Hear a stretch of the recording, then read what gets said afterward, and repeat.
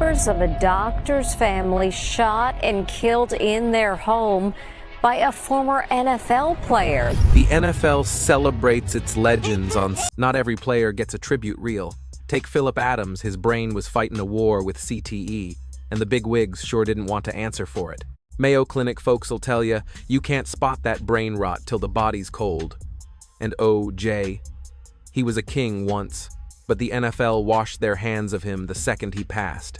The league turned their back on him. Here's the list of boys the NFL decided to ignore, starting with Philip Adams. He was a former ball player who hung up his cleats back in 2015, but the ghosts of the gridiron kept haunting him long after the whistle blew. Once he was back home, his family watched him unravel fast. He was forgetting things, acting paranoid and wild, and suffering fierce pain from old battle scars.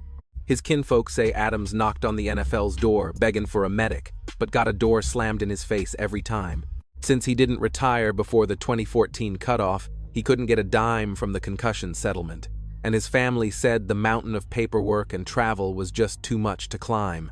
He was a good boy, they said, reckon the football messed him up, left him high and dry without a lifeline from the league. Then comes April 7th, 2021. Adams snaps in Rock Hill, South Carolina, goes on a rampage and takes 6 lives, gunning down Dr. Robert Leslie, his missus, 2 of their grandbabies, and a couple of AC technicians just trying to do a job. A whole family wiped out by a former pro. After a long standoff with the law, Adams turned the weapon on himself the very next day. Boy was only 32 years old. Coroner cut him open and found his brain was riddled with stage 2 CTE, frontal lobes wrecked. Same sad story as other players who turned violent and erratic. The science backed up the nightmare his family lived. Rage, paranoia, a mind not working right, and emotions all over the map. Even with a tragedy that loud and brain damage that clear, the NFL kept their mouths shut tight about Adams and the game's role in his ruin. Ignoring his death cause speaking up means admitting they failed to protect their own, leaving him rotten without help long before the bullets flew. Moving on, here's another soul the league quietly swept under the rug, cause acknowledging him was bad for business. Glenn Foster Jr., undrafted defensive end for the New Orleans Saints back in 2013. Born May 31st, 1990, raised up in Chicago. Didn't even touch a pigskin till he was a sophomore at Mount Carmel High. Played his college ball for Illinois before signing with the Saints in April 2013, but his glory days were short-lived. Got cut in 2015 and walked away for good in 2016. Went into the real estate game with his wife Pamela. She had the contractor license, he had the hustle. But walking away from the field didn't stop the mental demons that led to his tragic end. December 3rd, 2021. Cops in Pickens County, Alabama pull him over, claimed he was speeding and putting up a fight. After a short chase, spike strips blew his tires. They hauled him to the clink and held him there for 3 long days. Family claims inside those walls it was pure hell. Tased, beaten, choked out, begged for a doctor, but nobody lifted a finger. By December 6th, 2021, Glenn Foster Jr. was gone. Folks remembered him today. Passed away that Monday in the county jail's care, supposedly while they were hauling him for a mental checkup. State coroner blamed it on his heart. But the family hired their own doc who saw the truth, strangulation, and a crushed neck. His widow slapped him with a federal lawsuit, claiming excessive force and civil rights violations. They accused that sheriff's office of torture and hollered for the whole nation to pay attention to what happened. But 2 years down the road, the NFL ain't said hardly a word, even though Glenn was one of theirs. Didn't release a real statement, didn't use their fancy social justice programs to fight for him neither. Saints sent out one lonely tweet, but the big league took 0 action. See, talking about Foster's death means admitting the risks these boys face, the lack of support when the cheering stops, and the horror of a player dying like that. Now, this next fella, his end was such a powder keg, the NFL tried to plug their ears and pretend it never happened. O.J. Simpson, Orenthal James, one of the finest running backs to ever lace him up, mostly for the Buffalo Bills over 11 seasons. Born July 9th, 1947, tearing it up at USC, won the Heisman, and went number 1 in the 1969 draft. Up in Buffalo, he was king, led the league in rushing 4 times, busted 2,000 yards in a single season, and took home the MVP. Buffalo Bills select as their first choice. First round, halfback O.J. Simpson, USC. Wrapped it up with the Niners in '79, then went Hollywood. Movies, TV, making folks laugh in The Naked Gun. Punched his ticket to both the College and Pro Football Hall of Fame. But a dark cloud swallowed all that glory. 1994. They charged him with the brutal murder of his ex-wife Nicole and her friend Ron Goldman. The whole world watched that trial. It split the country right down the middle, even though the jury let him walk free. But the courts wasn't done with him. No, sir. They slapped him with a civil suit saying he was the one responsible for those deaths, demanding he pay up $33,500,000. But ol' O.J., he barely coughed up a red cent of that money. Come 2007, his luck ran dry in Sin City. The law hauled him in for armed robbery and kidnapping in Las Vegas. The judge gave him 33 years hard time, though they eventually let him loose on parole back in 2017. Cancer finally took him out on April 10, 2024, at the age of 76. And the NFL? They acted like they didn't even know the man's name. Not a peep came from the front office. When it came time for the in memoriam tribute at the honors show where they usually tip their hats to the fallen, Simpson was nowhere to be found. Even the Buffalo Bills kept quiet as a church mouse. That didn't sit right with the folks online, seeing as he was one of the finest to ever wear that franchise's jersey. Now, the Hall of Fame and the Heisman folks, they gave a little nod to his ball-playing days. But you can bet your bottom dollar they steered clear of mentioning the jail time or the scandals that followed him. Moving right along, we got a sad tale about Rashaan Salam, another fella who passed on, and the league didn't bother spilling a drop of respect for him. Salam was a beast carrying that rock, made history up at the University of Colorado, rushing for over 2,000 yards in one season. Took home the Heisman and the Doak Walker Award back in 1994 like it was nothing. He came into this world on October 8, 1974, out in San Diego. Football was in his blood, too. His daddy was Teddy Washington, who played running back in the big leagues himself. He was a man among boys in high school, an All-American. Then he went to Colorado and led those Buffaloes to an 11-1 record and a big ol' win at the Fiesta Bowl. That '94 season was one for the books. He strung together 4 games with 200 yards apiece and even trampled Texas for a school record 362 yards. The Chicago Bears snatched him up with the 21st pick in the 1995 draft. Started off hotter than a pistol, racking up 1,074 yards and 10 scores his rookie year. Look at him go. Handoff to Salam. He bounces outside, crosses the 50. Folks, he's hit the 2,000 mark. He was flying high, but then the wings came off. Injuries piled up, he couldn't hold on to the football, and demons off the field, including the drugs, started dragging him down. After 3 seasons in the Windy City, they shipped him to Miami, but his body wouldn't pass the doctor's test. Bounced around Cleveland and Green Bay in '99, tried his luck in the XFL and Canada before finally hanging up his cleats on December 5, 2016. Tragically, they found his body in a park over in Boulder, Colorado. He was only 42 years old. Sheriff said he took his own life with a gun. The report said he was hurting inside, drunk with a blood alcohol level 3 times the limit, and had THC in his blood to boot. His kinfolk, honoring their Muslim faith and burial ways, said no to cutting him open to check his brain for CTE. That might have explained the depression and the fog, linking it all back to those hits on the field. Now, you can't say the NFL pulled the trigger directly on Salam, but their silence was louder than a cannon blast. His passing shined a light on a dark truth. There ain't enough help for these boys dealing with the sadness and the brain fog that comes from banging heads for a living. Next on the list, we got a story that's uglier than a mud fence. Aaron Hernandez died with a broken brain, and the NFL tried to sweep it under the rug to save face. Hernandez was a tight end for the Patriots. Went from playing in the Super Bowl to sitting in a cell as a cold-blooded killer in the blink of an eye.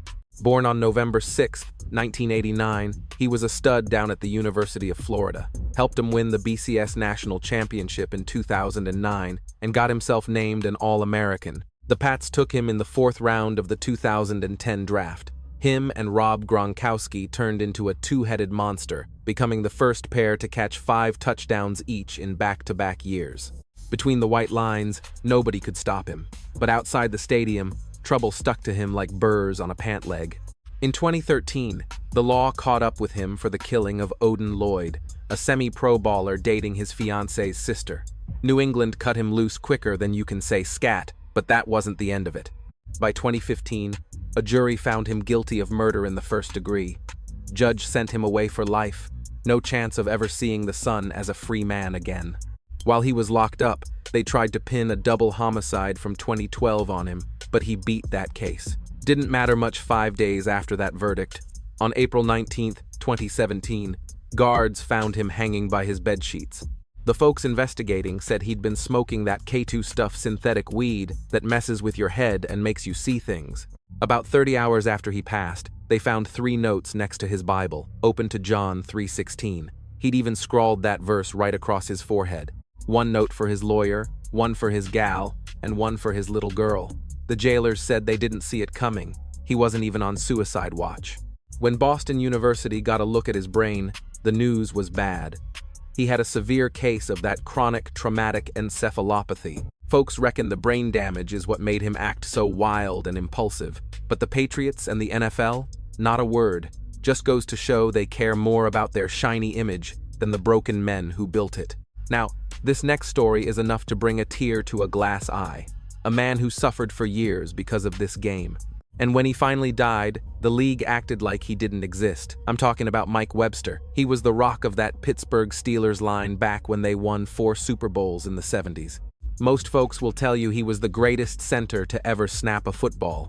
Born in March of 1952, Webster played 15 hard seasons and made the Hall of Fame in '97. He was tough as boiled leather, playing through pain, and even competing in a strongest man in football contest back in 1980. But let me tell you, his life after the game was a pure tragedy. He retired a broken man, lost his memory, mind went foggy, fell into a deep depression, and hurt every single day. Friends tried to give him money and a roof, but Webster would vanish, sleeping in his pickup truck or at train stations. He got to acting strange, even shocking himself with a taser just to knock himself out so he could sleep. His youngest boy, Garrett, had to move all the way from Wisconsin to Pittsburgh just to keep an eye on him. His wife, Pamela, divorced him, and 6 months later, on September 24, 2002, his poor heart gave out. He was only 50 years old. After he passed, a doctor named Bennett Omalu took a look at Webster's brain and found CTE, that rotting disease caused by getting hit in the head over and over. Webster was the first NFL player they ever found it in, though the league tried to ignore it. The damage looked just like what you see in old boxers who've taken too many punches or folks with Alzheimer's. At first, the big wigs in the NFL turned their noses up at what he found, even trying to drag Omalu's good name through the mud. It took a mountain of lawsuits, undeniable proof, and more players meeting their maker before the league finally fessed up in 2009 that getting your bell rung over and over could mess up your brain for good. Webster's kin didn't back down neither. They took the NFL to court for disability pay and walked away with over $1.6 million. That shone a spotlight big as a stadium light on how the league failed to look after their boys, both when they were playing and long after they hung up their cleats. His tale was the heart of that movie Concussion, showing his hard times and the truth about CTE with Will Smith playing Omalu. But hold your horses, cause this next fella passes away and the NFL turns a blind eye. Reckon his story hits a little too close to the bone. Darryl Stingley. Now, Darryl's story is a heartbreaking reminder of the heavy toll this game takes and how the NFL has a bad habit of forgetting about their wounded warriors. Stingley was a wide receiver for the New England Patriots, just a young buck of 26 when his playing days came to a screeching halt. It all happened cause of a terrible spinal cord injury during a preseason scrap against the Oakland Raiders way back on August 12, 1978. He went up high for a pass and slammed headfirst into safety. Jack Tatum snapped his neck right there, leaving him paralyzed from the neck down for the rest of his earthly days. He managed to get a little twitch back in his right arm to steer his electric wheelchair, but his freedom to live on his own terms was gone with the wind. Even though he was hurt bad, and that hit became one of the most infamous moments in football history, the league didn't lift a finger to give him any real help. His buddies and coaches, like quarterback Steve Grogan and coach Chuck Fairbanks, felt the pain in private, but the bigwigs in the league office wouldn't say a peep about his suffering in public. Heck, even the legendary John Madden, who sat by Stingley's bedside every single day, couldn't get the powers that be to give the man his due. But he didn't quit, earned his degree from Purdue in 1992, worked in the Patriots front office, wrote a book called Happy to Be Alive in 1983, and started a charity to help city kids. Still, the NFL didn't offer a stage or even a tip of the hat for all the good he did. He stood tall, fighting for safer rules, helping stop those vicious hits and opening up the passing game. But the league that could have used his voice just let him shout into the void. Stingley went to meet the Lord on April 5, 2007, at just 55 years old, his heart and lungs given out due to that paralysis. The coroner called it an accident, but the NFL's response was quieter than a church mouse, just a few short words that ignored the decades of pain that hit cost him. Moving on down the line, we got a player who meets a tragic end in a car wreck, but the NFL turns the other cheek just to keep their reputation shiny. Justin Strelczyk. Now there was a hoss of an offensive tackle who gave 9 hard years to the Pittsburgh Steelers from 1990 to 1998. People knew Strelczyk for being strong as an ox on that line, and he was right there in the mix during the Steelers' Super Bowl run in 1995. Once he hung up the pads, Strelczyk didn't sit still. He chased after all kinds of hobbies. He rode hogs, picked the guitar and banjo, acted in local plays, wrote a book called Balance, and put money into small businesses. Got hitched in 1993 and had 2 young'uns before splitting up in 2001. He found himself in hot water with the law, too, getting arrested for toting a gun without a permit in the year 2000, though he beat that charge and catching a DUI in 2003. Come September 30th, 2004, Strelczyk lost his life in a nasty car wreck up in Herkimer, New York. He'd led the state troopers on a 40-mile chase down the highway, driving against traffic like a bat out of hell at speeds hitting 90 miles an hour. It all came to a fiery end when his truck smashed head-on into a tanker. He was only 36 years young. The fella driving the tanker, Harold Jackson, walked away with scratches, but Strelczyk's truck was reduced to ashes in the fire. At first, folks reckoned the liquor was talking, but the autopsy showed he was clean as a whistle, no booze, no drugs. After he passed, his mama, Mary Strelczyk, let Dr. Bennett take a look at Justin's brain, and sure enough, they found that CTE lurking inside. He was one of the first players found with that disease after dying, and his kinfolk said the NFL didn't offer a single dime or word of comfort. Back then, the league wouldn't admit concussions were dangerous, but his story became the match that lit the fire under the debate about retired players' brains. Next up, we got a sorrowful tale of a player who takes his own life, and the NFL stays as quiet as a tomb.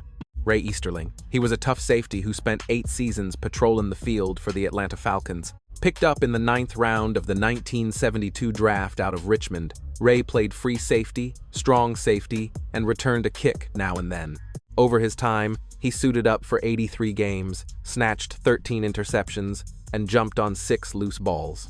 He hung him up after the 1979 season and tried to live quiet-like, but his health started failing him on account of the game.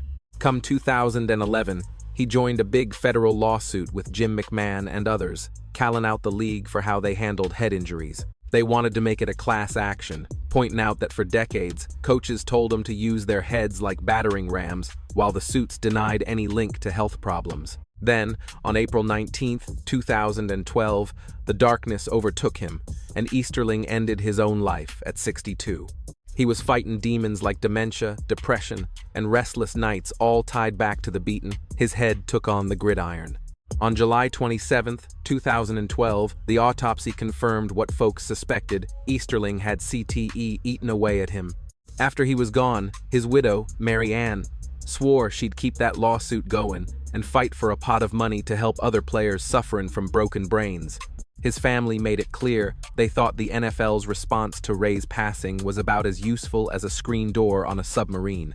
While the league put out a polite note saying they were sorry and talking about safety research, critics felt it was just hot air ignoring the tidal wave of head injuries drowning their players. When Easterling passed on, that lawsuit of his didn't just fade away. It morphed into a wrongful death claim that put the heat right on the league to own up to them concussion risks.